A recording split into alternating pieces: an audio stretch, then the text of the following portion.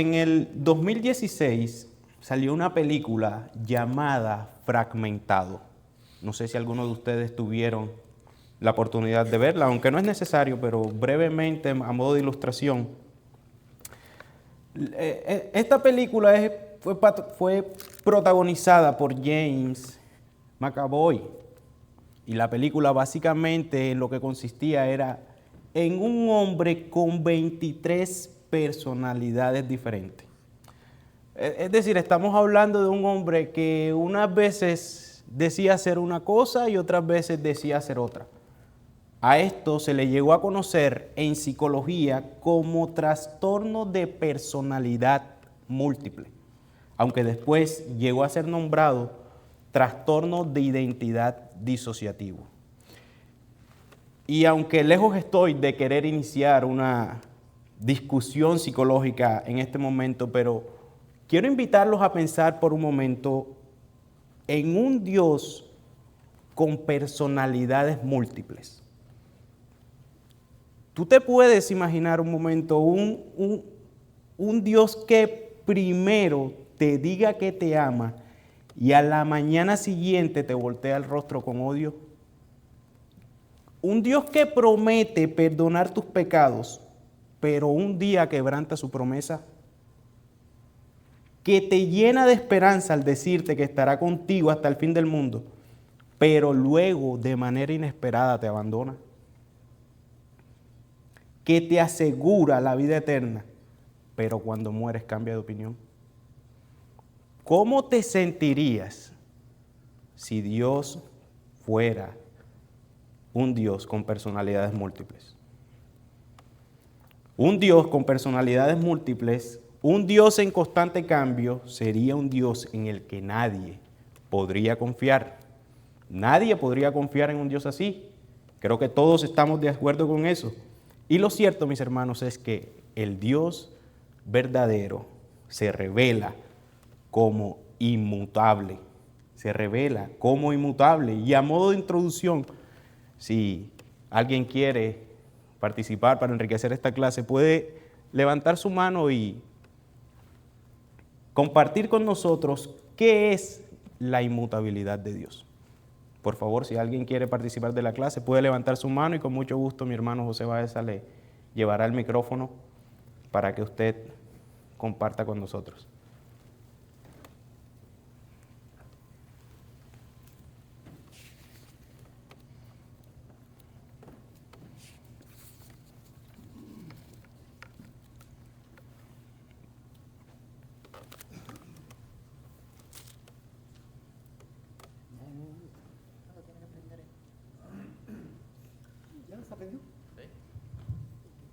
Adelante, hermano.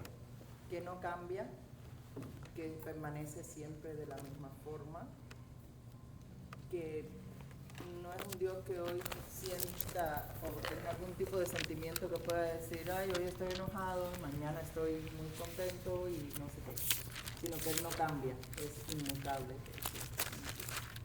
Gracias, hermana. ¿Alguien más quiere compartir algo con nosotros? ¿Una opinión más? ¿No? ¿Continuamos?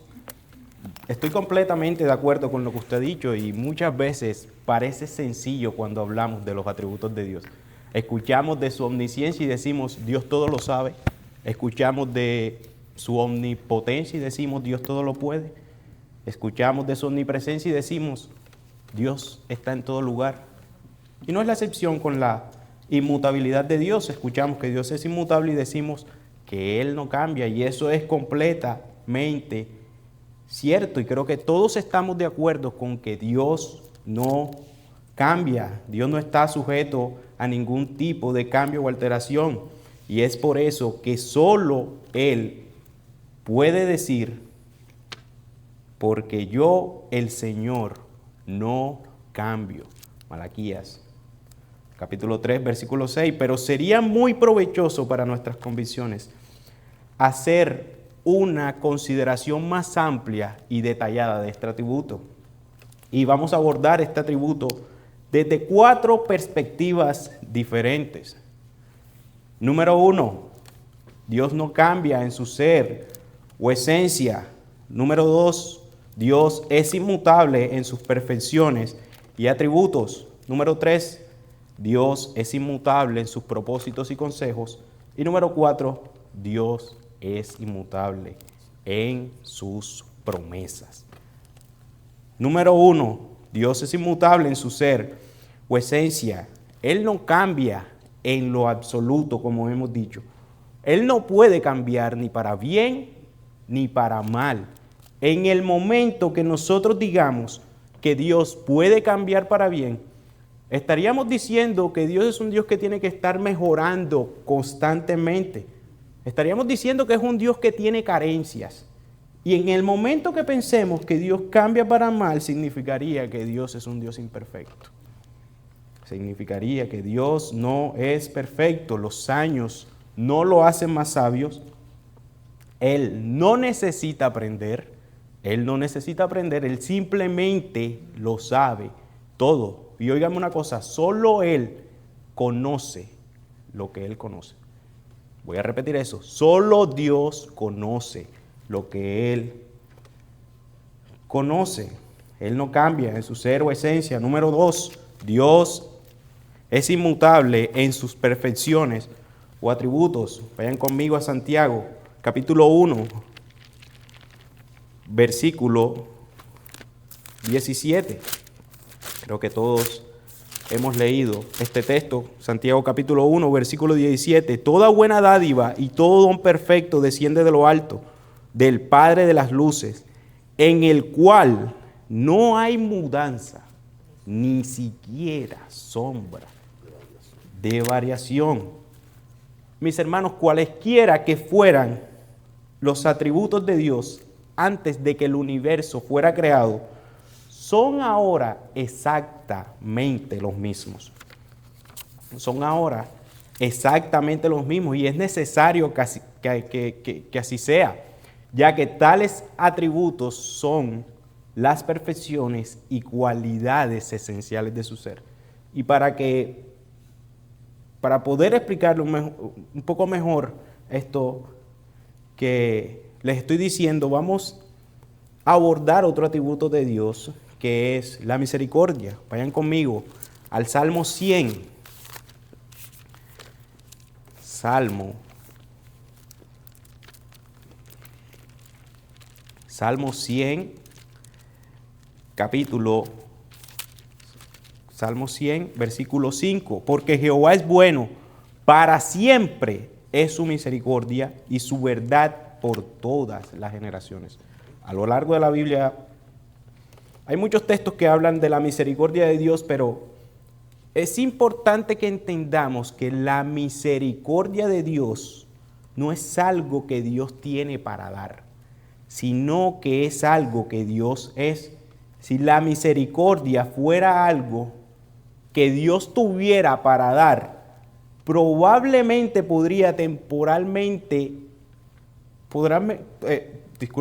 probablemente podría perderla temporalmente o agotarla, podría disminuirse o incrementarse, pero como es algo que Dios es, debemos recordar que es increada. Hace varias semanas hablaba con un hermano y él me decía que sin pecado no hay misericordia, y estoy completamente de acuerdo con él, pero no debemos entender que la misericordia de Dios es un producto del pecado. La misericordia de Dios no es un producto del pecado, porque la misericordia de Dios, al ser un atributo de Él, es algo que no tiene origen. Es algo que Dios es. La misericordia de Dios siempre existió, pues la misericordia es lo que Dios es, y Dios es eterno, y Dios es infinito.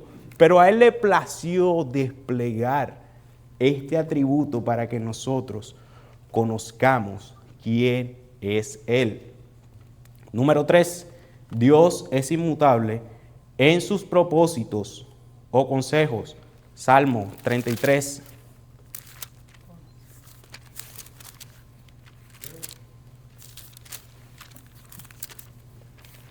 Salmo 33,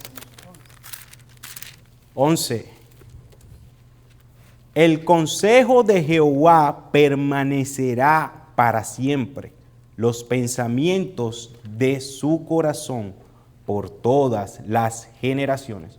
Sus propósitos o consejos son eternos. Vamos a Isaías 46. Isaías 46, versículo 4. Isaías 46, versículo 4.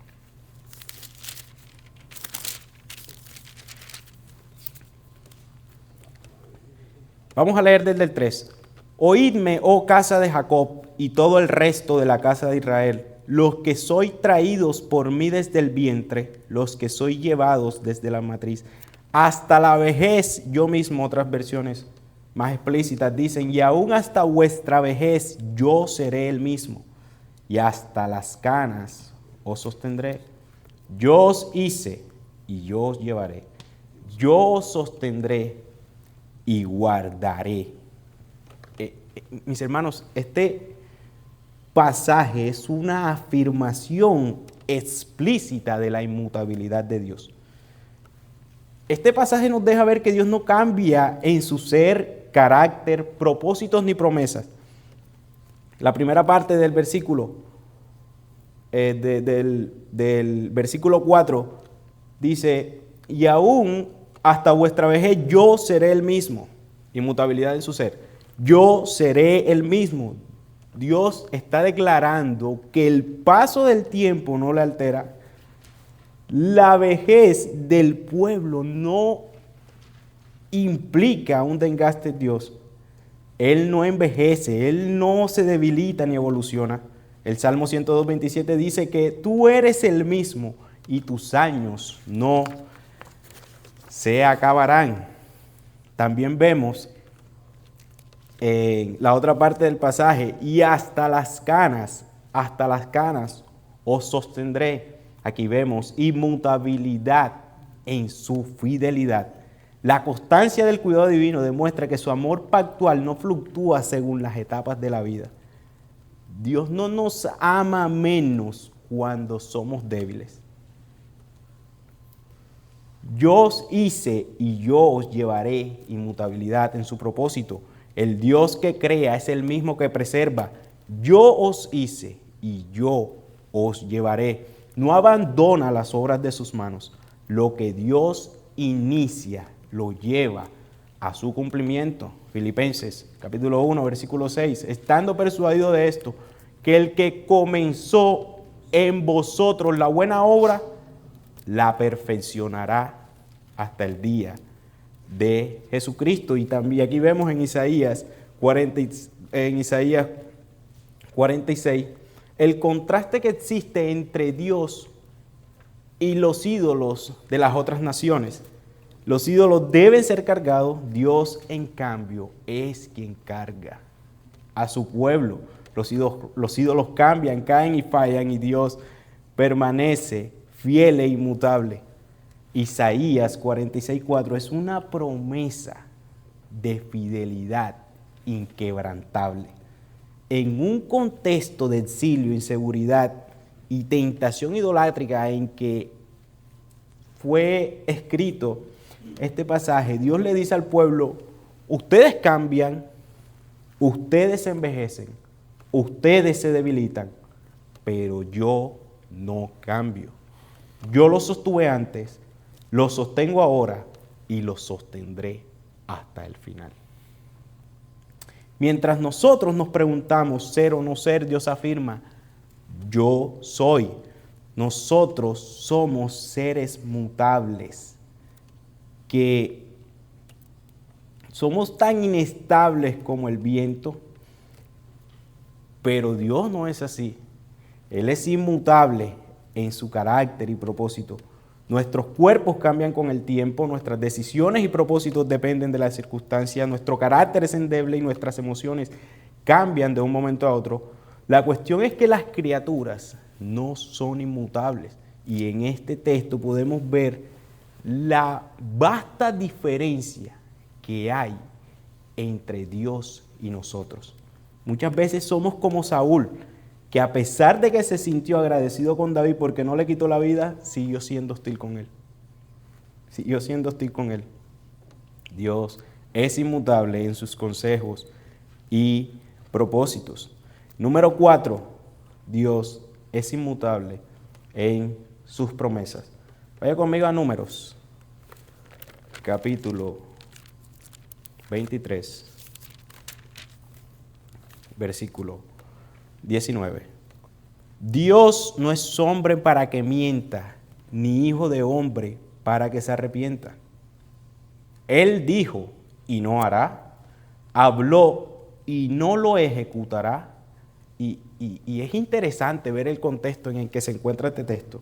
Números 23 se sitúa durante la travesía de Israel por el desierto, poco antes de entrar a la tierra prometida. Israel está acampando en las llanuras de Moab.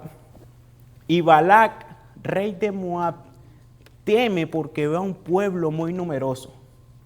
Y manda a llamar a un adivino llamado Balaán para que le maldiga al pueblo de Israel. Balac piensa que una maldición espiritual puede destabilizar o debilitar al pueblo de Israel. Pero vemos cómo Dios interviene directamente en el proceso. Si usted recuerda la historia, Balac manda una vez a buscar a Balaán. Balaán consulta a Dios y Dios le dice, no vas a ir. Balac, persistente, vuelve y manda otra vez a buscar a Balaam. Y Dios le dice, ok, vas a ir, pero le prohíbe decir otra cosa que no sea lo que él ponga en su boca. Cada vez que Balaam intentaba maldecir, Dios le obligaba a bendecir a Israel. Incluso si usted recuerda la historia de Balaam y el asna, ya Dios le había dado indicaciones a Balaam de que él tenía que decir lo que Dios le dijera. Pero parece que sus intenciones no eran de bendecir al pueblo, de decir lo que él quisiera, sino que tuvo que aparecérsele el ángel de Jehová. Si usted recuerda, que le dice, vas a decir solo lo que Dios ponga en tu boca. Y este versículo que acabamos de leer en cuestión forma parte del segundo oráculo de Balaam. Allí Balaam declara una verdad central de Dios. Balac esperaba que Dios cambiara de opinión.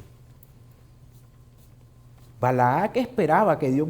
Balac creía que él podía hacer cambiar de opinión a Dios. Él creía que si se ofrecían más sacrificios o si se cambiaba de lugar, si recuerdan, él le dice, ponte ahora aquí y mira desde esta perspectiva y maldíceme al pueblo. Después le dice, no lo maldigas, pero tampoco lo bendigas. Él creía que podía manipular a Dios. Y Dios es absolutamente fiel e inmutable. A diferencia de los hombres, Dios no miente, no cambia de parecer, ni revoca sus promesas. Y vuelvo y le repito, es interesante el contexto de este pasaje, porque el verso 21 dice, no ha notado iniquidad en Jacob, ni ha visto perversidad en Israel. Jehová su Dios está con él, y júbilo de rey en él. Y este hecho resulta notable a la luz de los pecados reiteradamente descritos en el libro de Números. Si usted ha leído el libro de Números, usted podrá observar la cantidad de pecados que se mencionan del pueblo. Pero Dios le dice, no he notado iniquidad en Jacob, ni he visto perversidad en Israel. Y a pesar de dichas transgresiones que se mencionan en este libro, Dios declara justo a su pueblo en conformidad con sus promesas pactuales y en coherencia con su fidelidad soberana. No por mérito del pueblo, sino porque Él es fiel para cumplir lo que Él ha dicho. Nuestras emociones están unidas a nuestras imperfecciones, pero los efectos en Dios están unidos a su santidad. Dios es inmutable, es digno de confianza. Nuestra confianza en Él puede ser tan sólida, mis hermanos, como una roca. Y hasta aquí hemos visto que Dios es inmutable en su ser, Dios es inmutable en sus atributos, Dios es inmutable en sus promesas y Dios es inmutable en sus propósitos. Y el primer texto que citamos fue Malaquías 3:6. Dios afirmó: yo el Señor no cambio. Pero si el Señor afirma eso de sí mismo, ¿por qué a veces parece que hay cosas en las que sí cambia? Génesis, capítulo 6, versículo 6. ¿Y se arrepintió Dios de qué? De haber creado al hombre. Y yo les pregunto, mis hermanos, si alguien quiere participar, puede levantar su mano y espera que nuestro hermano le lleve el micrófono. ¿Por qué a veces parece que hay cosas en las que sí cambia?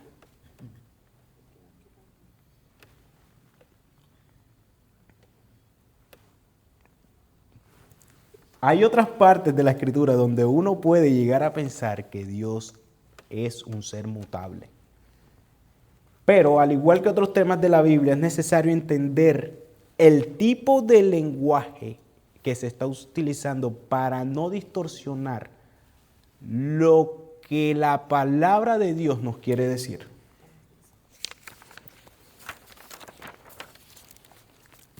Y si ya usted ha leído su Biblia antes, estoy seguro que sí, habrá notado que a veces se habla de Dios como si tuviera ojos, que a veces se habla de Dios como si tuviera oídos, como si tuviera rostro y otras características humanas.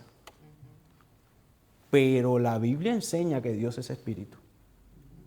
Esas fueron las palabras incluso del mismo Cristo en Juan 4:24, que Dios es espíritu. Entonces nos preguntamos por qué la palabra hace descripciones humanas sobre Dios. Y la razón es muy simple. Es que la Biblia usa un lenguaje antropomórfico,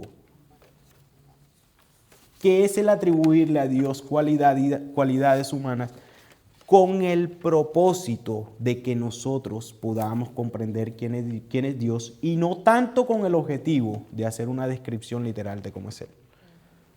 Por ejemplo, yo les pregunto, ¿ustedes realmente creen que Dios necesita ojos para ver? Pero la Biblia dice que los ojos de Jehová están sobre los justos. Esa es la naturaleza con la que Dios nos da las escrituras para que nosotros podamos entender cómo es Él. Nuestro hermano Vicente. La Biblia usa eso como un lenguaje para Dios poderse, nosotros podamos entenderlo a Él, o sea, acomodado a lo que somos nosotros como hombres. Y ese es el lenguaje que Dios usa.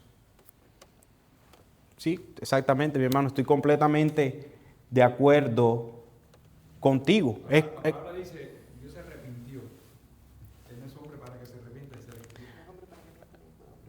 Exactamente, y ahora vamos a ver qué es lo que realmente nos quiere decir las Escrituras con el texto en cuestión de Génesis 6, capítulo 6. Dios se presenta a nosotros en su palabra como un padre a su hijo, que a un niño, un padre a un niño, para que nosotros podamos entender quién es Él. Entonces hemos visto que la Biblia usa un lenguaje, se le conoce como lenguaje antropomórfico, que vuelvo y le repito, se refiere a expresiones bíblicas que atribuyen a Dios características físicas o corporales humanas, con el fin de comunicar verdades divinas de manera comprensible. Pero no solo utiliza un lenguaje antropomórfico, sino que también utiliza un lenguaje que se conoce como antropopático, que se refiere a expresiones que atribuyen a Dios emociones o sentimientos humanos, describiendo su relación con el hombre en términos afectivos. Por eso tenemos este texto de Génesis 6, Jehová se arrepintió Números 11:1. Se airó Jehová en gran manera. Cuando dice la palabra de Dios que Jehová se arrepintió y le dolió en su corazón, no significa que Dios cometió un error o cambió de parecer como nosotros. Porque como vimos, Dios es perfecto e inmutable. El texto no dice que Dios se equivocó al crear al hombre. Eso no es lo que nos quiere decir el texto, sino que el pecado humano ofendió profundamente su santidad. No significa que Dios experimente emociones humanas de manera pasional o cambiante como las experimentamos tú y yo, sino que se usa este lenguaje humano para expresar su carácter y sus acciones en términos comprensibles. Es una forma humana de expresar lo que Dios siente ante el pecado. De hecho, si leemos tan solo un versículo antes, Génesis 6, capítulo 5, dice, y vio Jehová que la maldad de los hombres era mucha en la tierra y que todo designio de los pensamientos del corazón de ellos era de continuo solamente al mal. Ahí vemos mutabilidad, y no para bien, sino que los corazones iban de mal en peor. Así que cuando la Biblia dice que Dios se arrepintió, no se refiere al arrepentimiento que podemos experimentar tú y yo al sentir que hemos pecado o cometido un error, como si Dios se hubiese equivocado en sus propósitos y al final terminó arrepentido. En lo absoluto, eso no es lo que quiere decir la palabra, porque como hemos visto, Él no es hombre para arrepentirse. Cuando la Biblia usa este lenguaje con Dios, lo que comunica es cómo Dios se siente con el pecado. Por otro lado, a veces pasamos a veces pasamos por alto cierto tipo de cosas cuando leemos este tipo de textos. Y cuando la Biblia dice que se arrepintió de lo que había dicho que haría, debemos notar que el cambio no se dio en realidad en Dios, sino que se dio en ¿quién? Se dio en nosotros. Si el hombre permanecía en sus pecados, Dios iba a aplicar su justicia. Pero si el hombre se arrepentía, Él iba a aplicar su misericordia. Dios sigue siendo inmutable en su ser y en sus perfecciones de justicia y misericordia, pero al cambiar el hombre, su relación con Dios cambiaba. Por lo tanto, no es Dios quien cambia, sino las relaciones del hombre con Él. Tenemos otro texto, Éxodo, capítulo 32, versículo 10.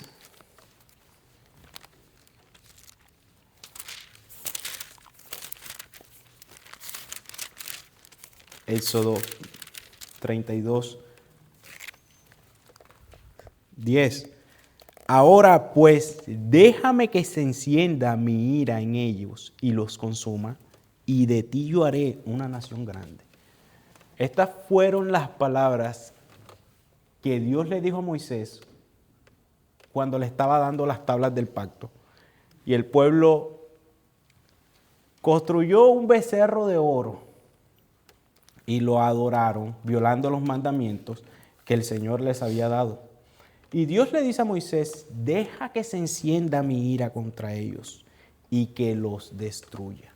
Y muchas veces leemos este texto y nos da la sensación de que la ira de Dios es una ira sin control. Pero eso no es así. No es de esa manera que nosotros debemos entenderlo, como si Dios perdiera el control o actuara impulsivamente de la manera en que nosotros lo hacemos. Debemos entenderlo como una forma de expresar su justicia e indignación contra el pecado. Y este es un ejemplo del lenguaje antropopático, porque atribuye a Dios emociones humanas. Ira, enojo, para comunicar la seriedad del pecado y la santidad divina de Dios. Pero hay 4 cosas que sí podemos concluir de un pasaje como este y que sí nos quiere decir este texto. Número 1, la gravedad de la idolatría. La idolatría no es solo adorar a otros dioses, sino atribuir a algo creado lo que solo pertenece a Dios. Eso sí nos quiere decir el texto. Número 2, la santidad e inmutabilidad de Dios. Este texto, lejos de enseñar que Dios es un Dios cambiante o que se mueve bajo emociones, enseña su inmutabilidad y su fidelidad a sus promesas. Dios no cambia, pero se relaciona con su pueblo conforme a su carácter santo y sus pactos. Conforme a su carácter santo y sus pactos. Número 3, podemos ver la intercesión como medio ordenado por Dios. Y una de las cosas que Dios hizo fue probar el corazón de Moisés. Deja que mi ira se encienda, déjame que se encienda mi ira en ellos y los consuma, y de ti yo haré una nación grande. Qué gran propuesta, mis hermanos. Qué gran propuesta. Pero Dios estaba probando el corazón de Moisés. Y es curioso porque Moisés es un tipo de Cristo quien intercede perfectamente por su pueblo. Número 4, aquí en este texto podemos ver gracia en medio del juicio. Porque a pesar del pecado, Dios no destruye a Israel por amor a sus promesas. Por amor a sus promesas. Así, el pasaje en cuestión nos enseña que Dios no cambia como los humanos, pero sí se relaciona verdaderamente con nosotros. Y Él responde dentro de su plan eterno. Él conoce el principio y conoce el fin, y conoce todo lo que pasa en medio de estos dos puntos. Él conoce absolutamente todo y se relaciona con nosotros dentro de su plan eterno. Así que, teniendo esto como contexto, ahora podemos entender mejor qué es lo que está queriendo comunicar el texto. Y ya terminando, mis hermanos, vamos a entrar en la última sección de este estudio, y es que la inmutabilidad de Dios puede ser un arma de doble filo. La inmutabilidad de Dios puede darnos mucho ánimo, pero no debemos perder de vista que también se trata de una espada de doble filo. Como puede causar confianza en el creyente, igualmente puede infundir mucho temor. Y ya vamos a ver por qué. Si Dios ha prometido perdonar a todo aquel que ponga su confianza en el sacrificio de su Hijo, entonces sabemos que lo hará. Y que la vida eterna puede ser una certeza en el corazón del hombre. Juan capítulo 10, versículo 27, Evangelio de Juan. Mis ovejas oyen mi voz, y yo las conozco, y me siguen, y yo les doy vida eterna, y no perecerán jamás, ni nadie las arrebatará de mi mano. Mis hermanos, si ustedes están en Cristo, Él no va a cambiar de opinión. Él no va a cambiar de opinión. Nadie los podrá separar de Él. Miren cómo lo dice Pablo en Romanos, cómo lo expresa Pablo en Romanos 8, Romanos capítulo 8, versículos del 35 al 39. ¿Quién nos separará del amor de Cristo? ¿Tribulación o angustia o persecución o hambre o desnudez o peligro o espada? Como está escrito, por causa de ti somos muertos todo el tiempo. Somos contados como ovejas de matadero. Antes, en todas estas cosas somos más que vencedores por medio de aquel que nos amó. Por lo cual, estoy seguro de que ni la muerte, ni la vida, ni ángeles, ni principados, ni potestades, ni lo presente, ni lo porvenir, ni lo alto, ni lo profundo, ni ninguna otra cosa creada nos podrá separar del amor que es en Cristo Jesús.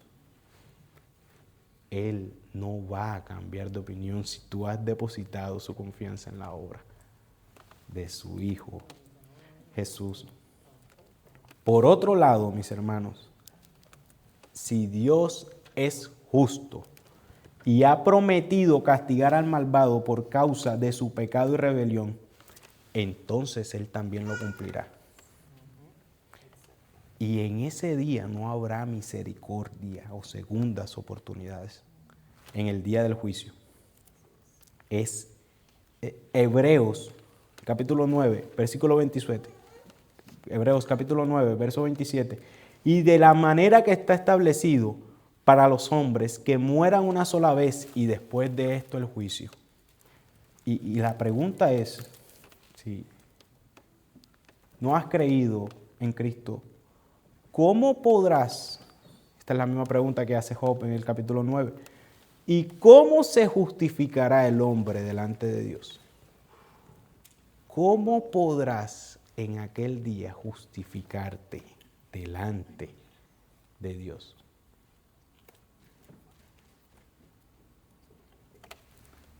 ¿Cómo podrá el hombre justificarse delante de Dios? A través de Cristo. A través de Cristo. Así es, Romanos 4, 5. Romanos capítulo 4, versículo 5. Pero el que no obra, sino que cree en aquel que justifica al impío, su fe le es contada por justicia. Y este es un llamado, mis hermanos, a aquellas personas que no han creído en Cristo Jesús como su Señor y Salvador. No camines hacia Él, sino que corre. Porque si Él ha dicho que va a salvar, Él lo va a hacer. Y si Él ha dicho que va a condenar al malvado, Él no va a tener por inocente a quien ha despreciado el sacrificio de su Hijo en aquel día. Por último, mis hermanos, una aplicación para todos nosotros, y es que no continuemos colocando la esperanza de nuestro gozo en cosas que cambian todo el tiempo, porque tu gozo se verá igual de inestable que en esas cosas. Nosotros necesitamos un amor, un Dios que nunca cambie. Necesitamos a alguien que sea inmutable para que nuestro gozo sea sólido y permanezca a pesar de que todo a nuestro alrededor cambie.